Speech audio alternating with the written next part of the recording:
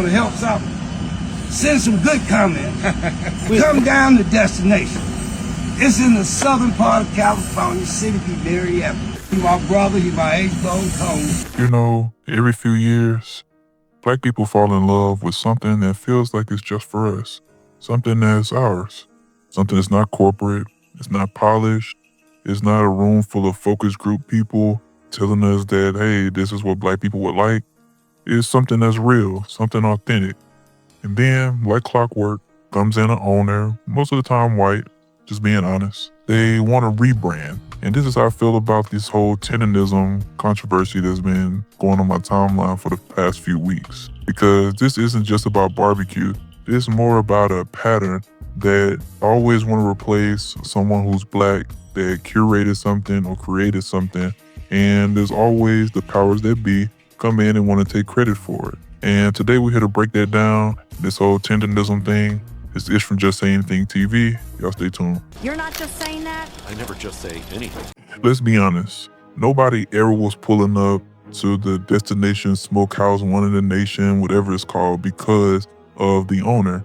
No one ever said, hey, y'all see that white dude over there? I know his ribs must be fire. It's like, no, nobody's saying his ribs fire. Nobody's saying anything like that. People were coming because of Unc. That's it. No ifs, ands, or buts about it. No doubt about it. People was coming because of Unc. Because Unc felt familiar. He felt like your granddad or your old school uncle.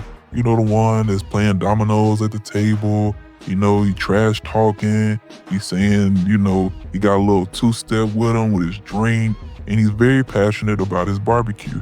He's the man who holds the grill sacred. The one that when there's young folks try to come over there and, you know, try to do our thing on the grill, he like, hey, young buck, you don't know nothing about that. Step aside, let the real master chef come through.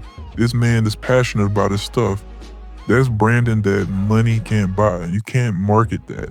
It's just someone being their authentic self, and we resonated with that as a people. And yes, the food mattered, sure, that's cool. The establishment mattered a little bit, but what really mattered more than anything was the story. The story mattered more than anything because people thought the barbecue was Unc. They thought that that was his project. And honestly, Unc could have been selling anything. Unc could have been selling used tires, car wash, a daycare. It didn't matter.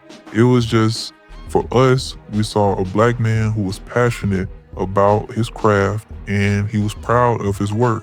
So we wanted to get behind that and said, hey, we like what he's doing over there. Let's support this man because he's very passionate about his barbecue. And we know people like that. But the owner didn't see it the same way we saw it. I think he lost sight of why people was even looking at his videos in the first place. And that's where the first mistake happened. Things started to go left when the owner started popping up in the videos. He started talking more. He started centering the content around himself. And now the vibes just feel off. It feels less like a family cookout and more like a shub night, behind the scenes shakedown. It is just getting strange at this point. I mean, you don't have to be the face to collect the checks. You just could have stayed quiet, stayed invisible, let Unc cook, like for real, like literally and figuratively. Instead, now it looks like he's telling Unc probably behind the scenes, say, hey, remember who really owns this. Hey, don't forget where you come from. It's like he's trying to clip his wings, and that's not a good look. But let us zoom out for a second. This type of behavior has always been happening. It keeps happening because America has a formula. And that formula is Black people create culture. It gets popular from all over the world. And then money enters the chat. And then the blackface get phased out. We've seen this movie already. I mean, from television to movies to all these things, anything with culture, this pattern keeps happening. Y'all remember in TV, UPN and WB? PN and WB was one of the hottest Black channels out there during the time. They had a whole bunch of Black shows. It was Black centric. It was a place that I tuned in a lot. They had shows like the Wayans Brothers, they had shows like the Steve Harvey Show and a list of other shows. But once the viewership was locked in, UPN and WB magically turned into the CW with shows like Felicity, Buffy the Vampire Slayer, and stuff like that. Suddenly we start seeing less Black programming, less Black leads, less Black stories, but they seem to keep the audience. And Even in Marvel and the big screen, Marvel was struggling at one point until Wesley Snipes and Blade came and saved the day. A black vampire saved an entire studio. Now if you look around, Blade barely gets mentioned in the Marvel lexicon. But Marvel is a billion-dollar empire. Do you think this is a coincidence he doesn't get mentioned? Nah, it's just a pattern. And to keep it real, what made the barbecue place special wasn't the logo, it wasn't the building, it wasn't the owner, it was a black man and he was familiar. It was black culture and it was familiar. Now, Unc is out here trying to defend the owner, and I would tell Unc, hey, chill out on doing all that. I saw a video of him calling him saying, hey, this is my ace boom coon. Hey, Unc, don't use the coon word. We ain't even rocking with that because that's making people side eye you now. So, we never rock with the coon word. It ain't something that you should even be saying, to be honest with you. But I get it partially because, he's loyal to the guy.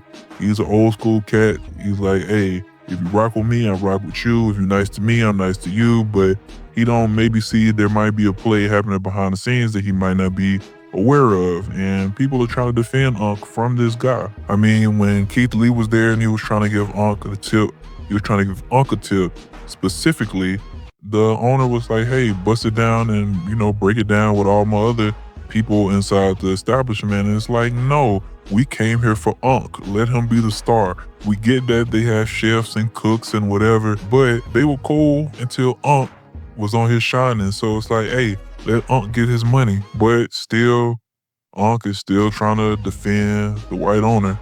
And the internet ain't really trying to hear that shit right now. Why? Because people are tired. They're tired of theft fatigue. You know what that is? Black people are tired. They aren't mad about just this situation. They're mad or fatigued about every situation like it. Down to the music, food, fashion, comedy, slang. It's the same story, different decade. That's why people are turning on Unc now, or at least side-eyeing him.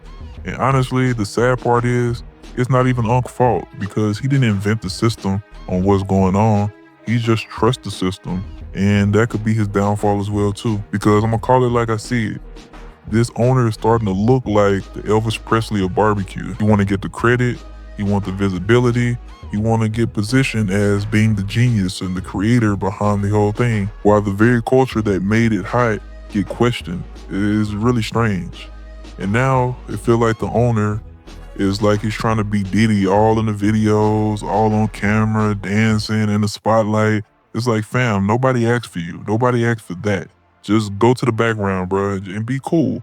Because I even saw the owner bought Unc a white Mercedes, and that's cool. I clap it up for that. But here's the scary question about the whole thing is this some type of Birdman type of situation? Would Unc have gotten that car if people wasn't putting pressure on the owner and putting his ass on fire? Is this like a Birdman type of situation? Meaning, if the video stopped, if Unc stopped going viral, does the car disappear too? Is it gonna try to buy Unc a house? And then if Unc stopped going viral, he would be like, hey, give me the keys to the house and the cars? We really don't know, because if Unc's value is tied only to the content and he don't have any ownership, that is very dangerous. And people really are trying to defend Unc and say, hey, we really don't want this for you. But sometimes you can't save people. You gotta let them, deal with it. But I know through all this might be one of the biggest fumbles I've ever seen. The owner could have stayed silent, stayed paid, stayed respected, and nobody would have questioned a thing.